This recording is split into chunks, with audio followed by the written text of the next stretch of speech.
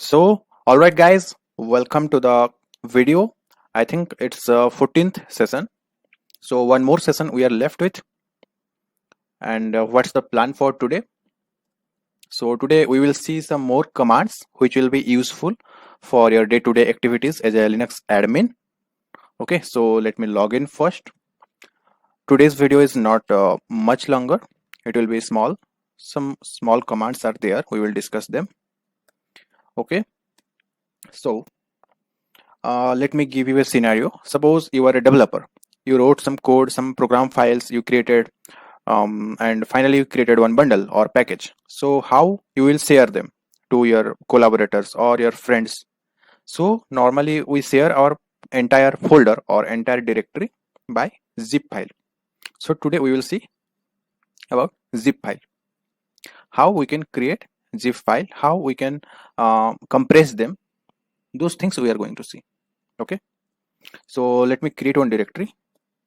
First I have these things. Let me create. Today is 14th, right? Day 14. Okay, not cd, it's mkdir.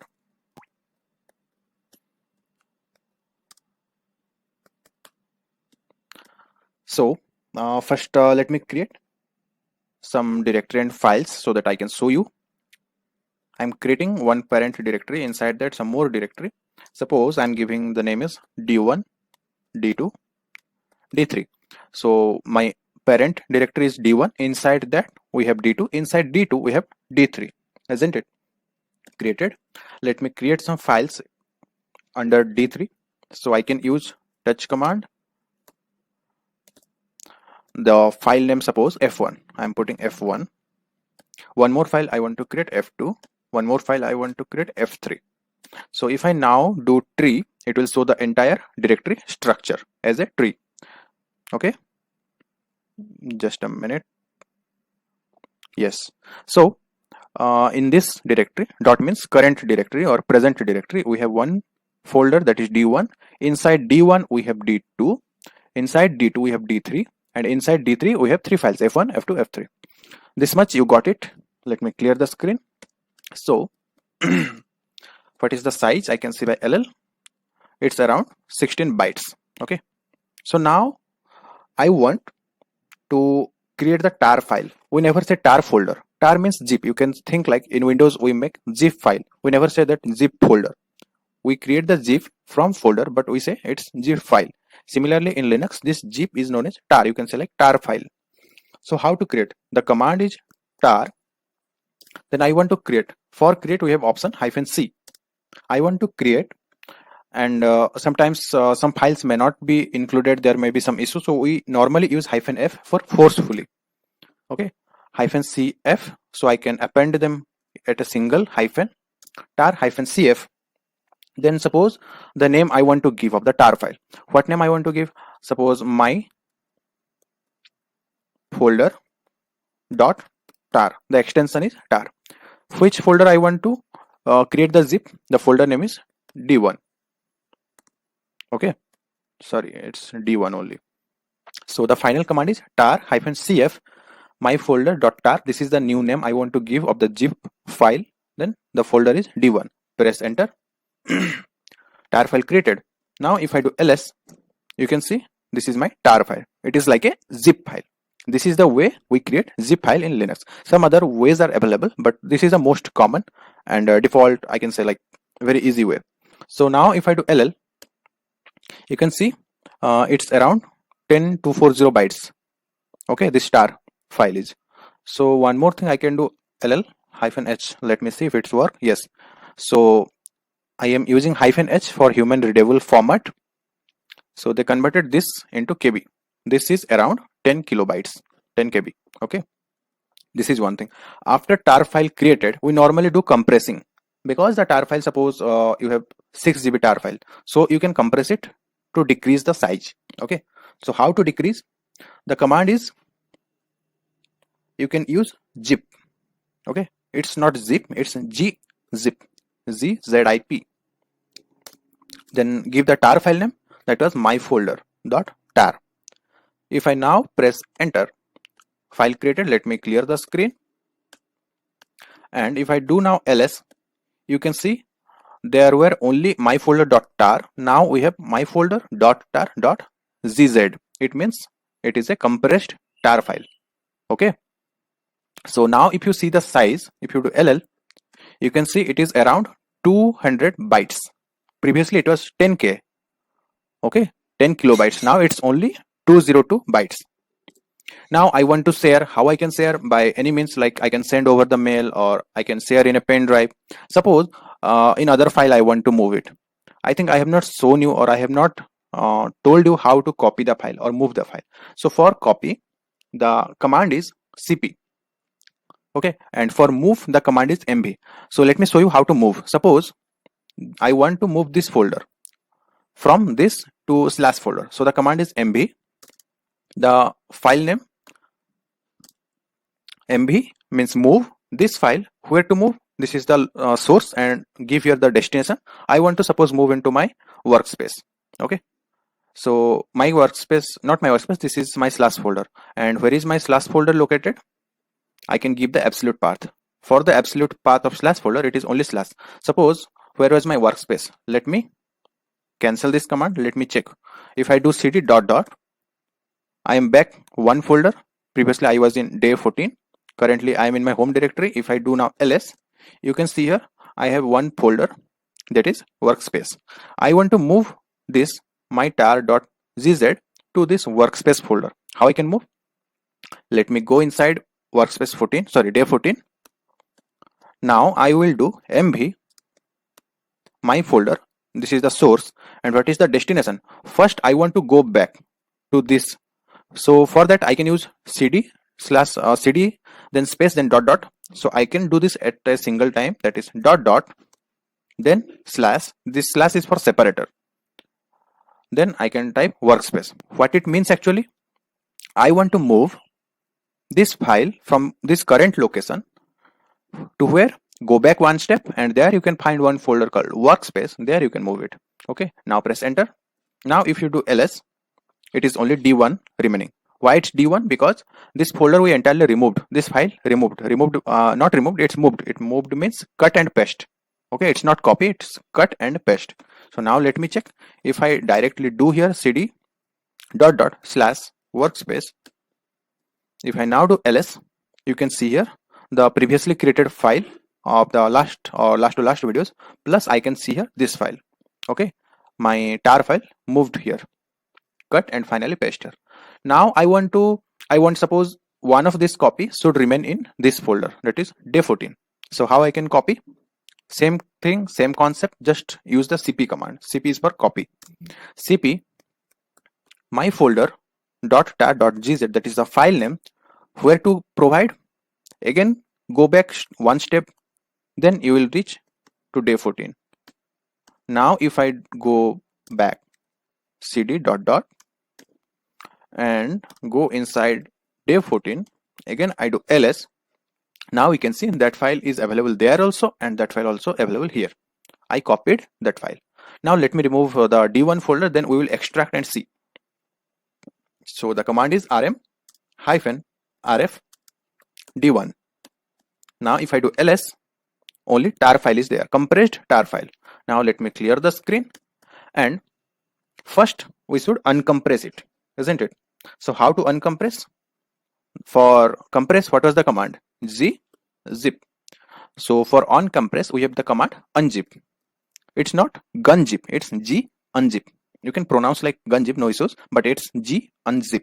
Okay, and give the file name. Now do ls. You can see here my folder.tar. Previously it was my folder.tar.zz. Now if you do ll, you can see the size again become it's around 10 KB. Previously it was around 200 bytes, but now it's 10 KB. Size increased. And now if I want to untar it or unzip, for Windows it's unzip. Like I want to just open or extract my files. How I can do that? The command is again tar. For creating the tar, we were using -c.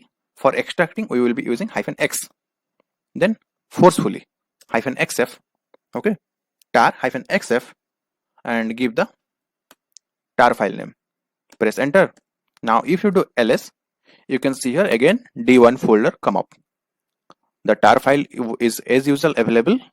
Also, the folder is extracted. Now, if I do tree, see here again the same thing, same file, 3 files, and the nested directories are there. So everything is same, isn't it? So that was all for this video. Anything else I can provide? Let me think. Yes, one more information for you guys. Some people might want to work in Ubuntu. You know, Ubuntu is one more flavor of Linux operating system.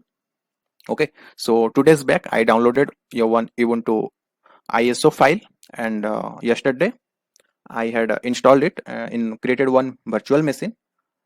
So let me show you. See here, this is my Ubuntu. I have installed this machine.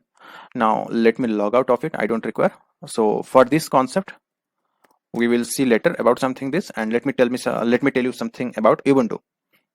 So you can download the ISO file as usual, and for you I have created one installation guide, you can say, where I have put all the screenshots of how to install this VM. You know the process, but maybe you might get confused. That's why I have created one, what I can say, one PDF or document keeping all the screenshots.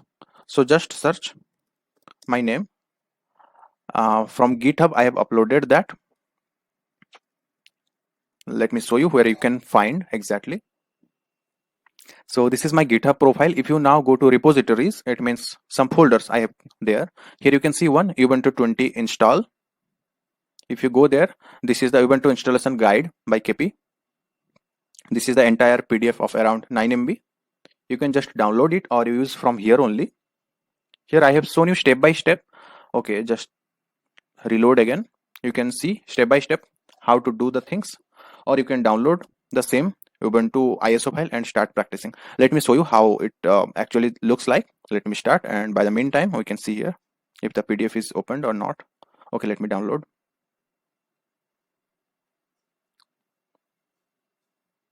It's getting downloaded. It's okay. My internet is a bit slow, that's why it's not loading on the browser maybe.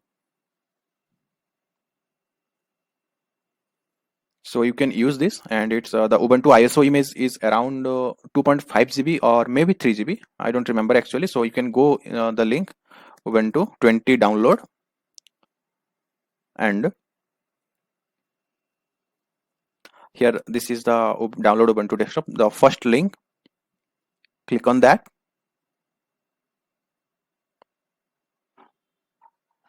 and here you can just click on the download button. It will download the LTS, that is long-term support. Okay, now just accept these cookies. These are the things. I have downloaded Ubuntu 20. You can download the same or any previous version, Ubuntu 14, 18. Those are also very popular. Those you can also use. So let me show you. By the meantime it's getting downloaded. Let's go to our Ubuntu virtual machine. So this is my Ubuntu. Normally Red Hat are the package manager is RPM. I told you previously Red Hat package manager, but for Ubuntu it's Debian. Okay, so only the yum command, dnf command, and RPM command will not work here. Rest everything, every concept, the date, cal, every command will work here. Similarly, I have created one user KP. So if I can try with root, username is root. Okay, let me go with KP only. We don't require. I just want to show you something. Ubuntu. My password I have provided. I think it's correct. Yes, it's correct. Is it downloaded? Okay, it's some more seconds. So just let me show you how the Ubuntu desktop looks like. So you can just go and start practicing Ubuntu also same time. So this is the desktop. Here you can see as I am logged in with KP, one by default home directory is created, that is KP. So if you go to terminal, what is the terminal? This is the terminal. All the same commands are working here. Who am I? See here, I'm KP. If you do pwd, where am I? I'm in /home /KP. Every command, date, cal, ifconfig. Okay. So okay, so they are saying, see here, the command ifconfig not found but can be installed with sudo apt install net-tools. what does it means? So I told you previously, every command comes from software. So for ifconfig, the software we use is net-tools. I have shown you in the previous videos. So they are saying, like for Red Hat we have yum. Here in Ubuntu they have apt. Okay, so as I'm not root user, so we will be using sudo power. I have not told you something about sudo power that we will discuss in the last video or the 15th video. That is one concept we can use. By using that sudo power, the command is normally apt install nettools. For Red Hat it is yum install, and for Ubuntu it's apt install. Okay, that's the only difference. That at least you go and try these things. Okay, install Ubuntu, practice these commands. All the concepts are same, only few commands are not related, something different. Okay, that's all. Let me show you the guide, installation guide. I am setting down.